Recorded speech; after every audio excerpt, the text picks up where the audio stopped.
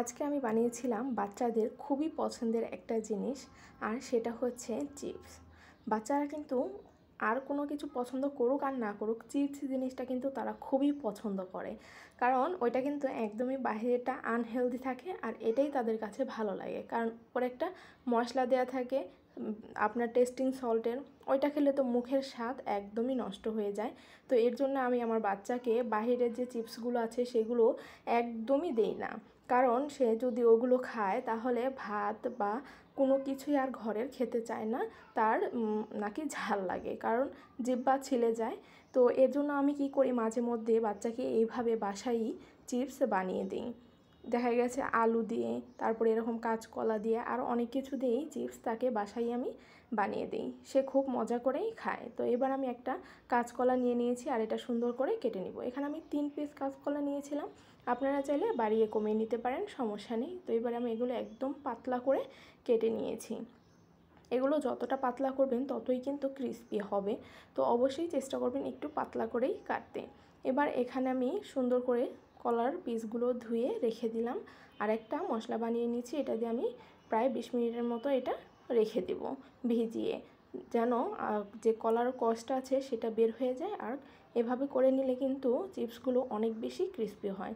এবার এখানে হলুদ মরিচ, তারপর আপনার যে গোলমরিচের গুঁড়ো, লবণ দিয়ে আমি এটা সুন্দর করে এই কলার মধ্যে দিয়ে দিলাম, আর দিয়ে দিব পানি দিয়ে। এটা আমি প্রায় 20 মিনিটের মতো রেখে দিব। রেখে দেওয়ার কারণে কষটা বের হয়ে যায়, আর কলার যে কালারটা আছে সেটা কিন্তু নষ্ট হয় না, যেমন কালার তেমনই থাকে, দেখতেও ভালো লাগে, খেতেও ভালো লাগে। তো দেখুন 20 মিনিট হয়ে গিয়েছে, আর কলাগুলোও না সুন্দর নরম হয়ে যায়। এগুলো ভাজলে অনেক বেশি ক্রিস্পি হয়, আর ক্রিস্পি থাকে প্রায় অনেকক্ষণ। বাচ্চাদের যদি এইভাবে বানিয়ে দেন, বাচ্চারা কিন্তু খেতে খুবই পছন্দ করে। আর বাসায় বানানো জিনিস তো এমনিও খুবই ভালো হয়। তো এবার আমি একটা কড়াই নিয়ে নিয়েছি, কড়াইতে ডুবো তেল দিয়ে দিলাম। এবার তেলের মধ্যে আমি যে চিপসগুলো আছে সেগুলো দিয়ে দিব। দিয়ে আপনারা একটু আঁচটা কমিয়ে সময় নিয়ে ভাজবেন, তাহলে কিন্তু অনেকক্ষণ পর্যন্ত ক্রিস্পি থাকে এই চিপসগুলো। বেশি তাপ দিয়ে ভাজলে কিন্তু পুড়ে যাবে, আবার ক্রিস্পিও হবে না। দেখা গেছে আপনার বেশি সময় পর্যন্ত ক্রিস্পিও থাকবে না। অবশ্যই চুলার হিটটা একটু কমিয়ে তারপর এটা সময় নিয়ে ভেজে নেবেন। তো এবার এটা আমি সুন্দর করে নেড়েচেড়ে একটু ভেজে নিব। আর অবশ্যই এগুলো ভাজার সময় কাঁটা চামচ বা এমনি ছোটো টাইপের যে জিনিসগুলো আছে সেগুলো দিয়ে নাড়াচাড়া করবেন, তাহলে কিন্তু ইজি হয়ে যায় অনেকটাই। তো এবার আমি এটা সুন্দর করে ভেজে নিব সময় নিয়ে।